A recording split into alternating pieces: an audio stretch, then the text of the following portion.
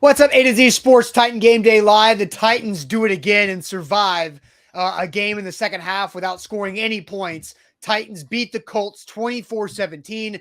Your Tennessee Titans are now 2-2 with back-to-back wins after the 0-2 start, and you got to feel a lot better. And the Colts are now 1-2-1 when it comes to this young season, one quarter or 4 games into the NFL season this year. Welcome into A to Z Sports with our Titan Game Day Live post-game show presented by Buddy Allen Carpet One Nashville. Zach Bingham, I'm Austin Stanley. We're going to react here to a lot of things to unpack in the Titans 24-17 win, a game that really felt almost just like what we watched in week 3 against the Las Vegas Raiders. Another Titans win, eerily similar to this one today. But Zach, welcome in. Let me thank all of our sponsors here as we broadcast live on Facebook, YouTube, and Twitch. Make sure whatever you're watching on, share the show and this post-game show because where the Titans win, there's a lot of things to talk about, but we always are presented in this post-game show by Buddy Allen Carpet One,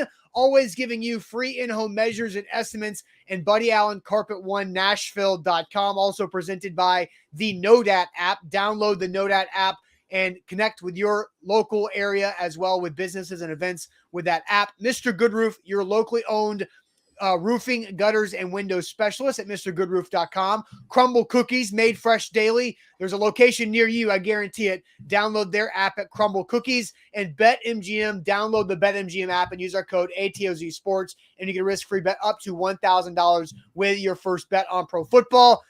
Zach, a lot of things going on at the end, but defense makes enough plays. The offense gets a much-needed first down to Chigakonkwo, and the Titans are 2-2.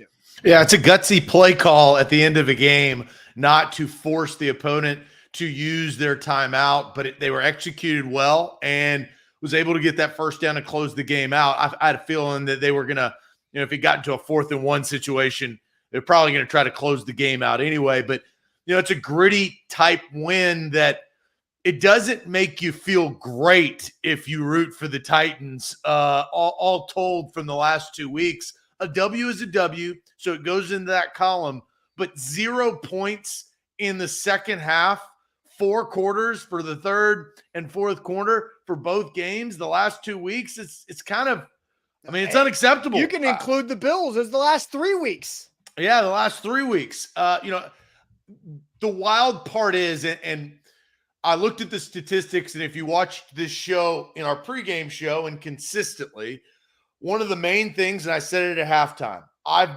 believed that the third quarter was going to kind of be the measure of the game. The Titans stumbled out of the blocks once again. They punted away to the Colts and let the Colts come down and get that 7 points that you see at the bottom of your screen to make it 24-17. And ultimately, I think that the unique part about this game is the Colts' best player lost them the game. Jonathan Taylor's fumble, who we all talked about, starts with 28. It starts with 28 for the Indianapolis Colts, but ultimately he fumbled away the win. The Titans escape. That is one of probably many words that we're going to hear here very shortly with our one-word segment. But, man, 24-17, that's not the type of win that you love. But a win is a win, Austin, and you cannot discredit that. No, yeah, it's huge. And we talked about this on Friday on our morning show about how important it would be for the Titans to get back to 2-2 and even set as they head into week 5. And the Washington Commanders, that's an absolutely winnable road game coming up next Sunday. And we'll talk about that all week, obviously. But it was such an ugly second half, just as bad as you could possibly make it for the Titans offense. And, how much is Todd Downing's play calling involved in that? The offensive line at times seemed like they were blocking 0 bodies, and Tannehill got sacked a couple times. I was confused about where Tannehill was rolling out to and walked into 1 sack.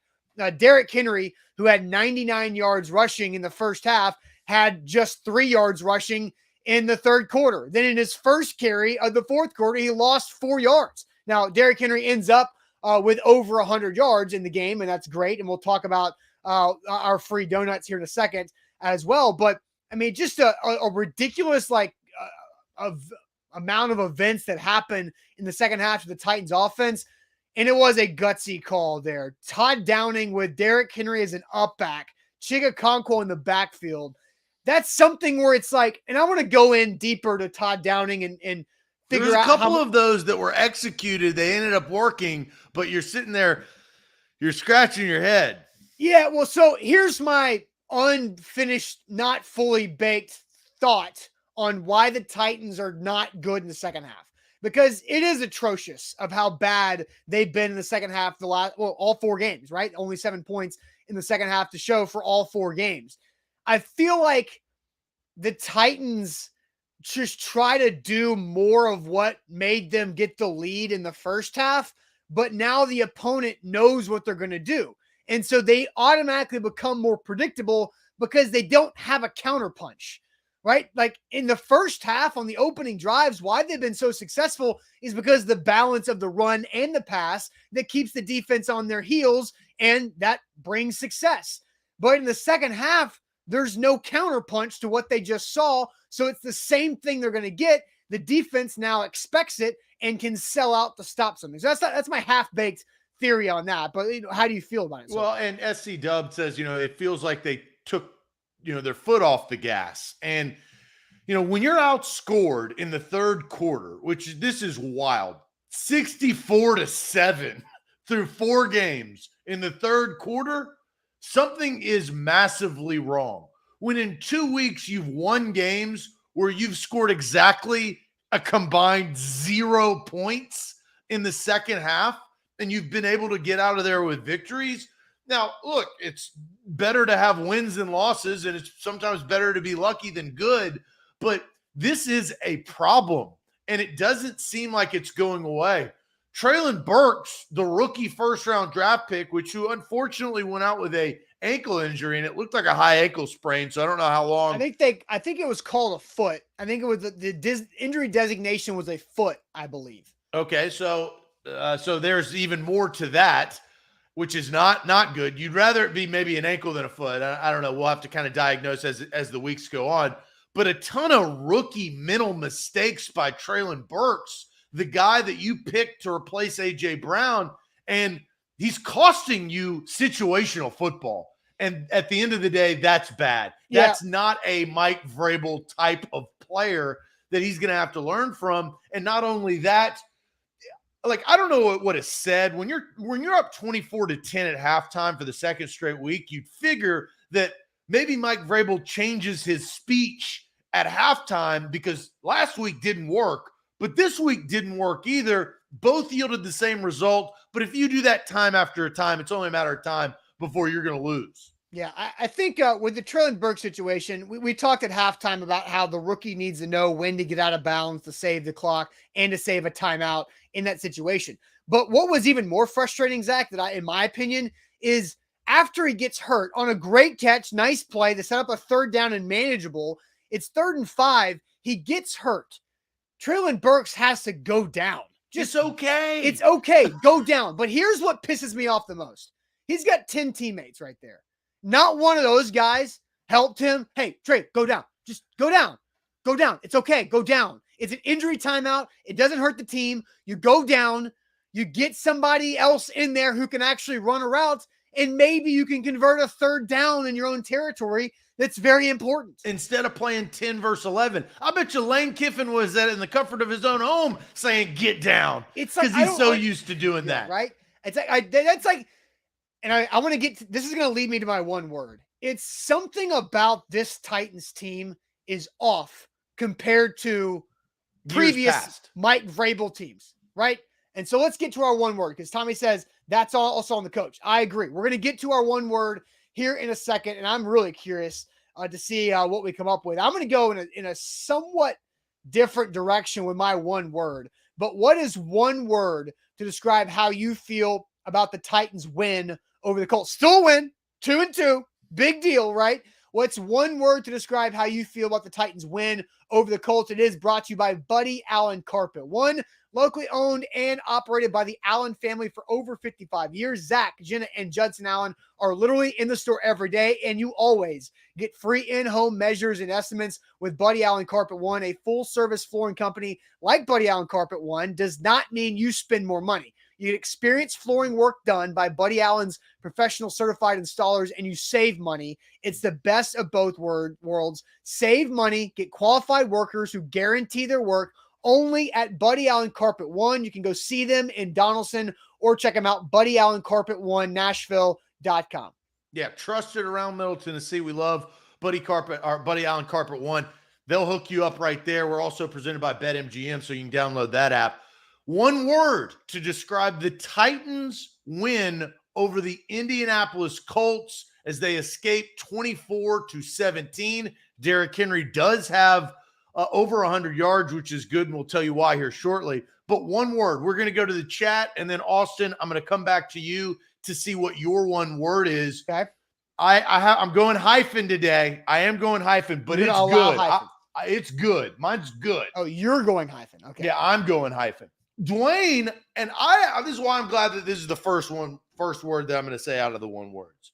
Dwayne's right. Whether anything that we say, whatever word you pick, Dwayne is correct. Yeah. Because turnovers is the word. Like, that's the whole reason. That's the whole reason why the Titans didn't poo-poo this thing away in the second half for the second straight week. 3-0, right? 3 turnovers for the Colts, 0 turnovers for the Titans. You can't disagree with that, Dwayne.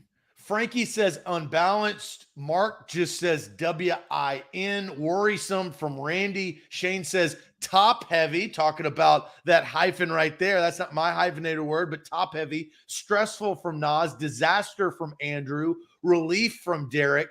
Lost from Brandon. That's pretty interesting. Like lost, not a loss, but lost. Let's see. Fisher ball from Demetrius. There you go. Predictable from Jamal. Typical from Anthony as I kind of continue to scroll down. There's deja vu from Jarrell. Lucky from Jody. Phew with an exclamation point from Jacob. So just getting out of there. Hey, Jacob's a Dallas Cowboys fan. You need to go watching our Dallas postgame show that's about to start. Yeah, well, see, Cowboy fans are happy. Cooper Rush is 4-0 right there. Unsustainable from Daddy Reitz. That's a good word. And that is a very good word. Fortunate from Shane. Lee also goes fortunate, so back-to-back there. Exasperating from Tom, so we got some good words. Skeptical from Pastor Raymond. Roller coaster from Nas, who I think switched up maybe his word. Relieved from Metal Madness 66. Disjointed from Dom. Derek says ignorance. So a ton of words. I'm continuing to scroll down. Sleazy from Devin. There's one right there. Austin, what is your one word to describe this Titans win? Zach, my one word to describe the 24-17 win over the Colts is identity. But normally you use the word identity when you talk about football teams in a positive light. That's not this way because the Titans' identity is for them to suck out loud in the second half. But also their identity is for their defense to really hold strong and make big plays at big moments. So no longer can we call the Titans' identity as a well-coached, straightforward, disciplined football team because they're not disciplined in the second half. There's penalties all over the offensive side of the football. There's just blown assignments everywhere, whether it's blocking assignments, whether it's Caleb Farley not knowing what to do and just allowing a receipt, just losing feeling. NPF with those flags. False starts, just not staying disciplined. Zach, the Titans' identity is that they get in over their heads in the second half. And so this is an identity game for the Titans. It's been the same way all 4 games. The first half is not bad. The first half against the Bills wasn't terrible. I mean, you were down by 10 points by a close touchdown at the end of the half by Diggs there, where Amani Hooker maybe had an interception there that did not get reviewed or challenged under the 2-minute warning. But the first half wasn't bad against the Bills. First half against the Giants and the Raiders was fantastic. The second half's all stink, all of them. That's the Titans' identity, and it's something they have to fix quickly or they're going to get burned by it by whoever said that this is unsustainable. I like the unsustainable word too. Yeah, no, I think we had some really good words to describe this win. So I'm going to take you back to a throwback. And look, everybody has their own like middle school, high school terminology. But we always used to say when a guy was trying to grow out a goatee, but he couldn't yet because he hadn't hit full puberty. We call it chin dust. The hair of their chin was chin dust. Now, and here's the reason why I'm going to full send on this. There's one or two things that are going to happen when you are right in your puberty when you're a man. You either shave that stuff off or you grow a beard.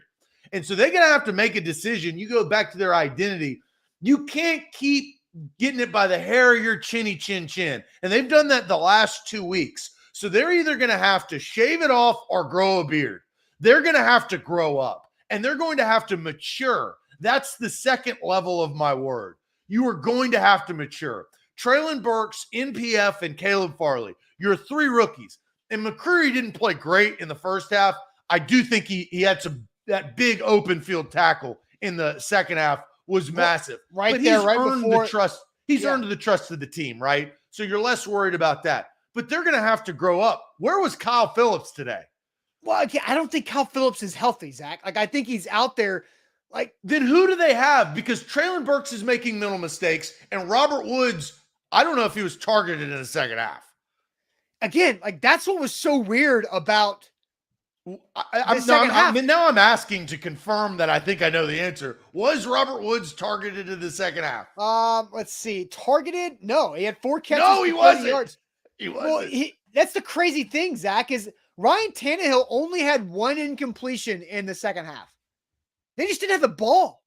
It was just, you know why they didn't have the ball? Because they couldn't get first downs. Well, because they got their third first down of the second half to win the game. With Chig, with the third down play that we thought that they were going to run, that they ended up being play action. Yeah. For 2 quarters of play, they essentially had 2 first downs. Well, and one of the first downs in the second half was by penalty because Robert Woods drew a holding call on Stephon Gilmore. Yeah, that's the only time. It's the only time you saw Robert Woods in the second half.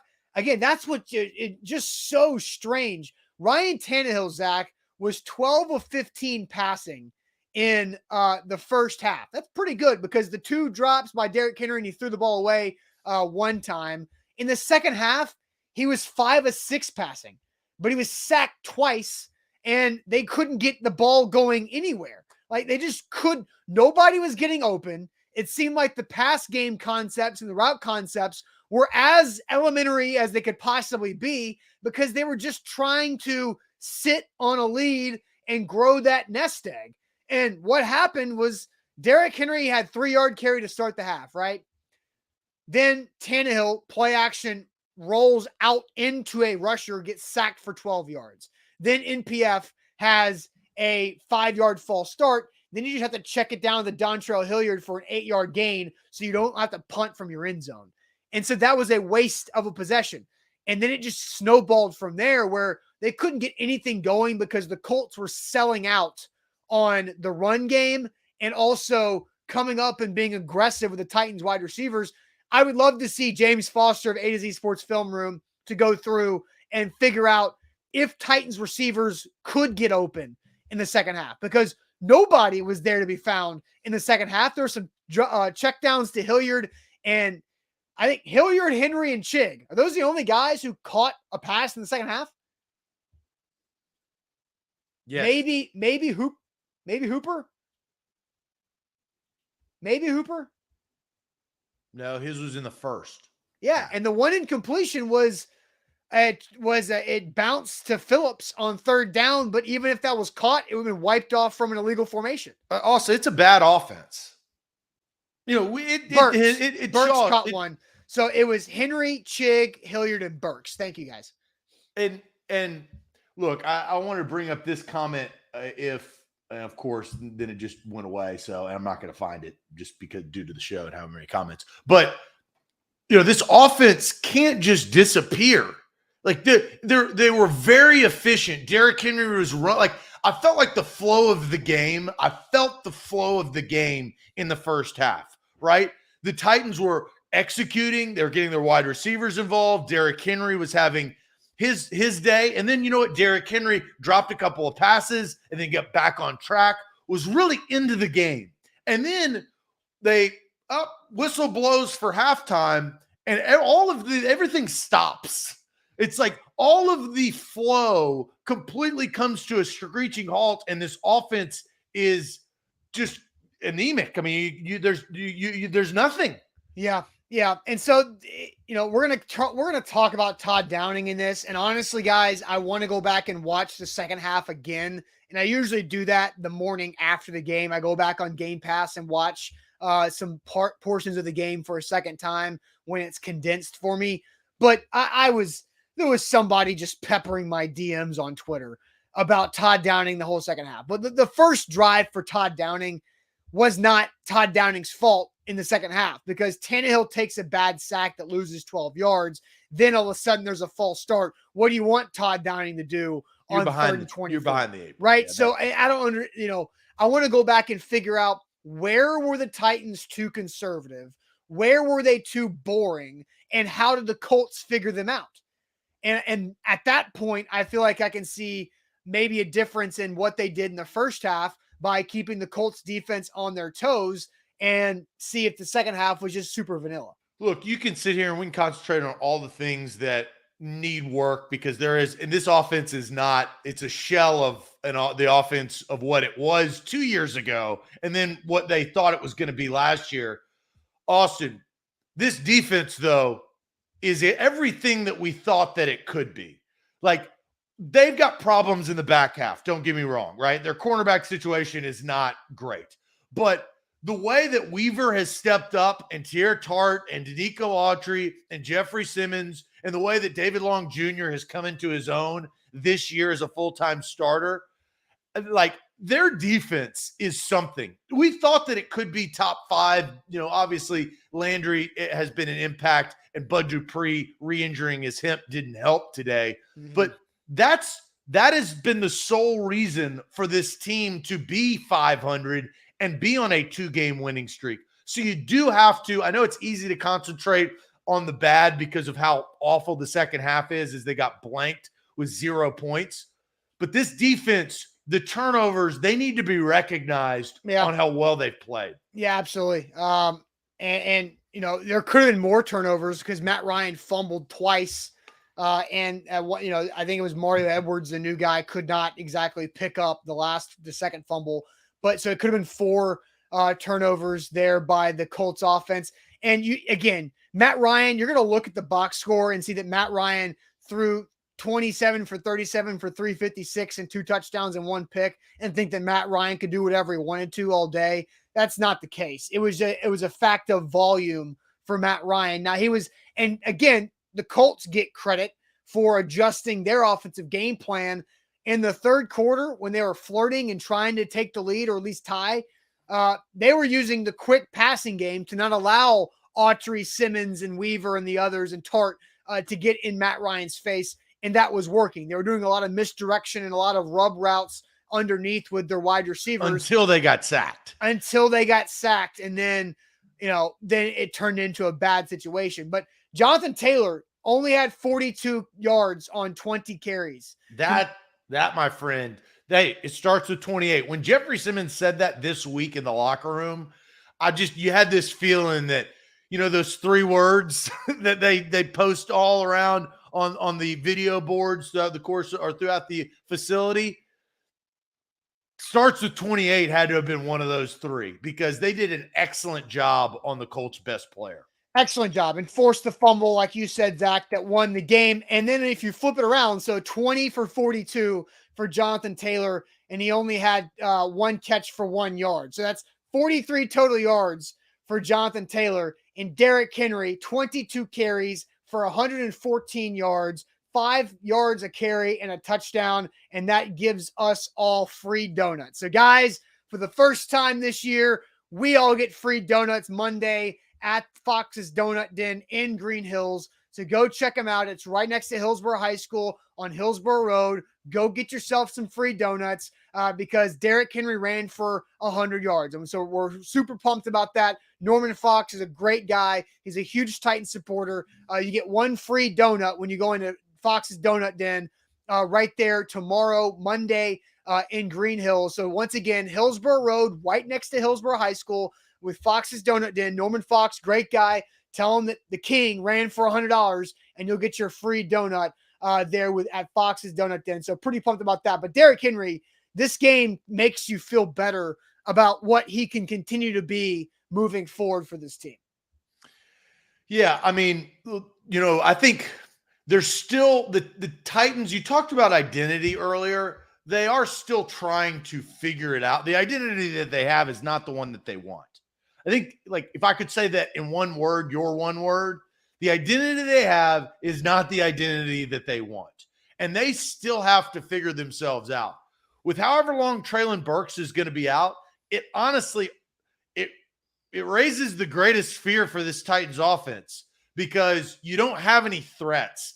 The comment that I lost in the comment section because so many people were commenting, and I apologize to not give the credit to this person, but they have no deep threat. Like, Treylon Burks was drafted to be a deep threat. They have none of that. And so those big plays that you thought that Burks could be they're not going to be realized next week. I can just tell you the way that he limped off, and he's not going to be there. So you're going to have to find it somewhere else. Austin, it's not going to be in the shape of NWI or Kyle Phillips or Robert Woods, but it's going to have to be. And that's where they're going to continue to struggle with their offensive identity. And the identity thing is what you rely on in the second half. That's why they're not scoring any points. Yeah. They have nothing to rely on. And Zach, that's the crazy thing, because I watched so many training camp practices where the Titans wide receivers were able to get deep and make plays, whether it was Burks, NWI. I mean, Racey McMath has had a string of comments from you guys there. Right. After week 4, because of the IR, they are possibly going to get back some help. So let's just, because Dion says Racey is due back. We don't know if Racey's healthy yet. We don't know. That's the thing about that, is he is eligible to return, but same thing with Elijah Molden and same thing with Monty Rice. You don't know if those 3 guys are ready to come back health-wise. We don't really know much about their injuries, minus we knew Monty Rice was dealing with the Achilles. We knew Bud Dupree came back too early. Yeah. But you don't know how healthy they are. And Racey McMath, I think, will be a big help to this offense, just because the guy is super fast and he learned how to catch over the offseason. He was fantastic in the training camp and in preseason. Remember the first game when Malik Willis hit him for a 48-yard pass? Like, Racey's got real speed and size to go along with it. So, and that's the crazy thing too today is, Zach, trivia. Do you know who the leading receiver was today for the Titans? No. Chig. 3 catches, 38 yards. Derrick Henry, 38 yards. Derrick Henry was second with 3 for 33. Robert Woods had 3 for 40. Wide receivers outside of Robert Woods, Treylon Burks had 2 catches for 14 yards. That's it. And no NWI. Nick Westbrook-Akine didn't have a target. He was out there. Cody Hollister didn't have a target either. Kyle Phillips had 1 target, and it would have been called back if he caught it. So I don't know what was going on with the passing game. It was a really strange second half where there was no opportunity to make plays. That's why I'm so eager to go back and rewatch the second half to figure out what was Todd Downing doing wrong / what were players doing wrong to take away opportunities. Yeah, well, it starts with that first drive, though. And you talked about it. It may not be Downing's fault for the first drive of the third quarter, but they have to understand that they can't shoot themselves in the foot and let the Colts back into the game to get it in within 1 possession, which happened in the second possession of the second half, right? I mean, it was 24-17 for the majority of the second half. Let's not get that twisted.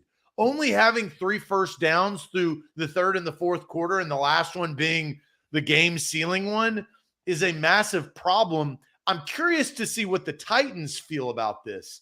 I just, they look really, really good in the first 2 quarters. I mean, that's how the offense is supposed to. Here's a positive, Chig's emergence of being the leading wide receiver, tight end, whatever you call it, pass catcher.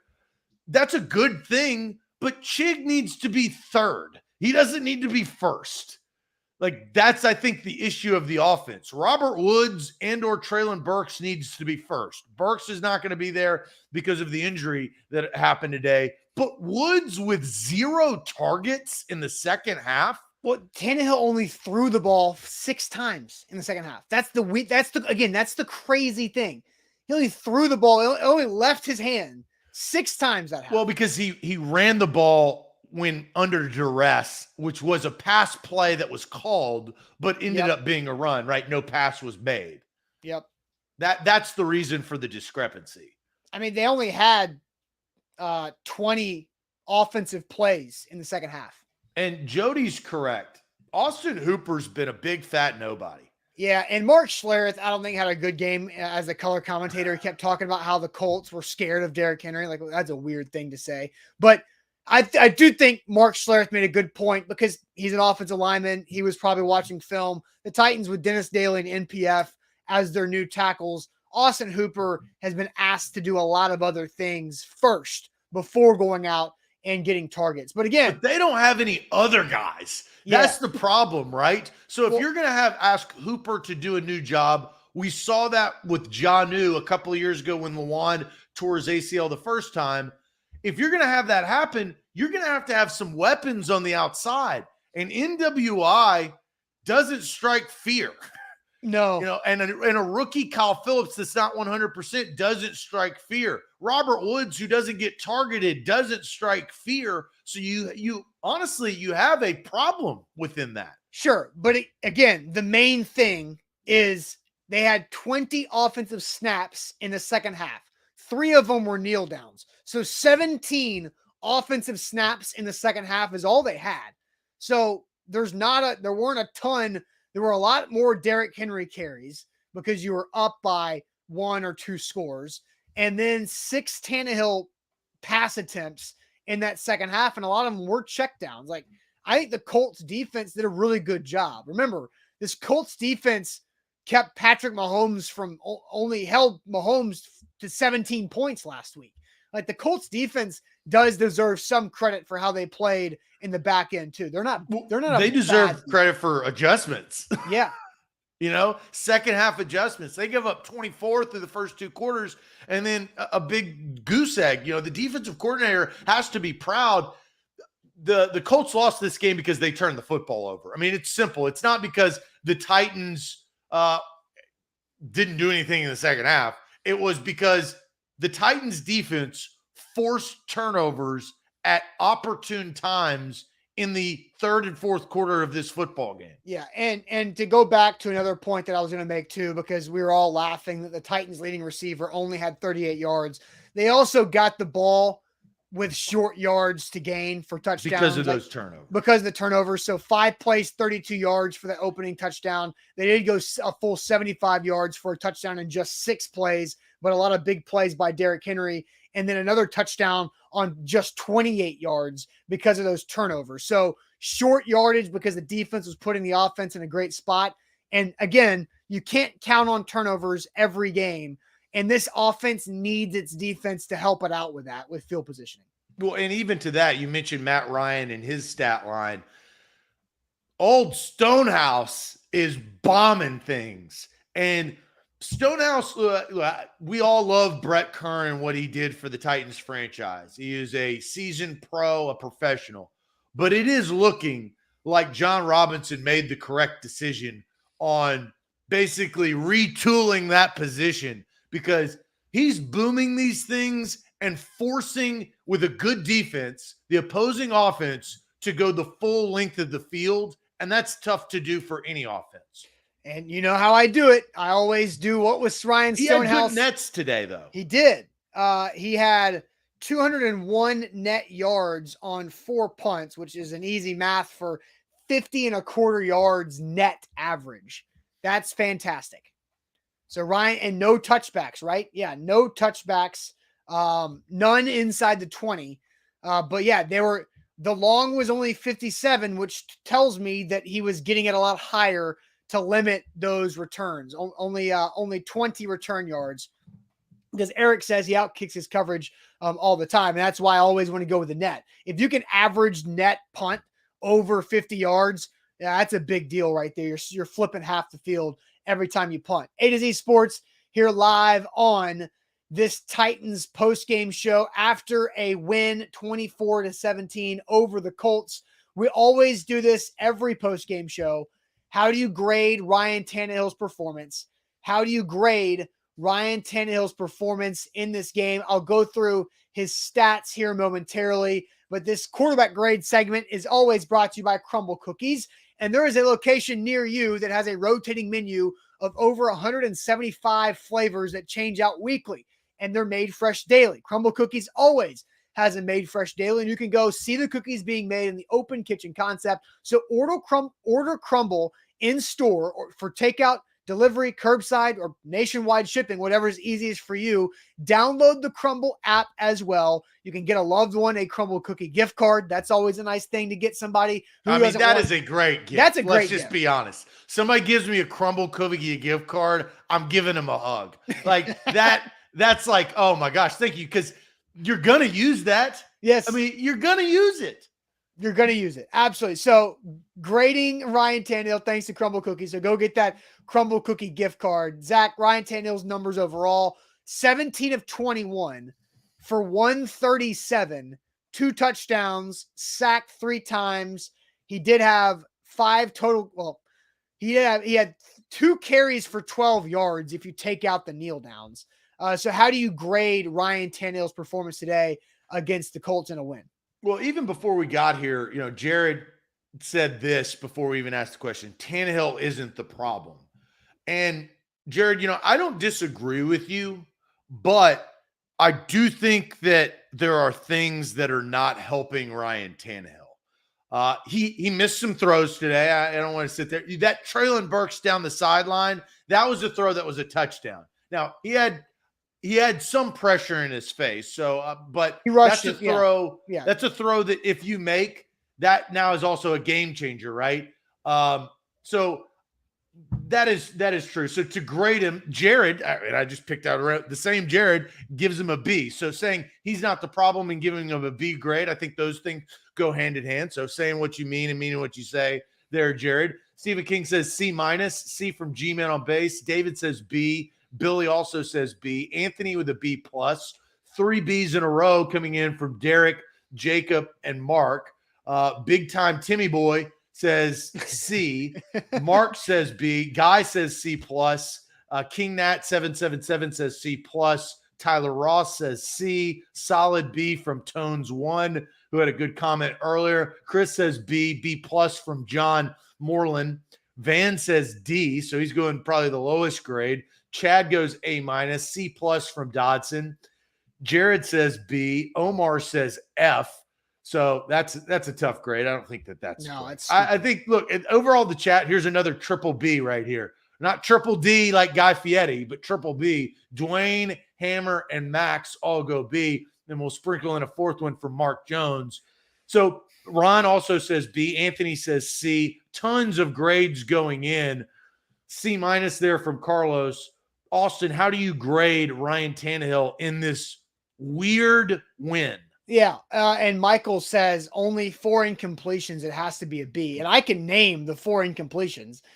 Derrick Henry had a drop on the sideline where it almost got batted up in the air. Derrick Henry had another drop on that same drive. Then Tannehill threw it away when he was rolling out to his right on the sideline. And then he skipped it to Kyle Phillips on 3rd down, where if Kyle Phillips caught it, it would have been called back from an illegal formation. So there's all 4 incompletions. This is a tough one, Zach, because the first half was great because Tannehill picked up a first down on 3rd down with his legs. He threw 2 touchdowns, great plays to both guys, Woods and Chig. I feel like a B is the right way to go. And the second half, he got sacked twice. And one of them, I think, was his fault. The other time, the Titans' offensive line did not block a soul. And so I think it's a B because I don't think the offense did enough around him to help him to get open. There weren't a lot of plays for Tannehill to make. And what did I say midweek, Zach?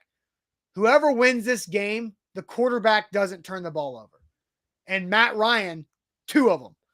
2 of them, almost 3 turnovers. Ryan Tannehill played a clean football game when it came to how clean he played and not making the mistake. He didn't press anything, right? Nothing was forced. He took what was there, And today it was enough to win. Yeah, and Colts fans got to be ticked off because the Colts played good enough to win. They did. They shot themselves in the foot, or the Titans were forcing those turnovers. I have to agree with the chat. I think this is a B performance. It is a tough grade because of the outcome, the lack of productivity in the third and fourth quarter, and then the box score, right? So, they don't really add up, but B probably gives it. I'm not going to say too much, Austin, because I'm going to say more tomorrow of what my opinion is on this offense. Okay. And it honestly, I think it goes into a bigger state of concern for the Tennessee Titans and Ryan Tannehill. But I would give him a B today. They got the win. And sometimes if you watch NFL football, we've been covering this team for over a decade. Titans fans have been watching football, and the people in the chat, we respect you guys' football acumen. Sometimes you just have wins like this, right?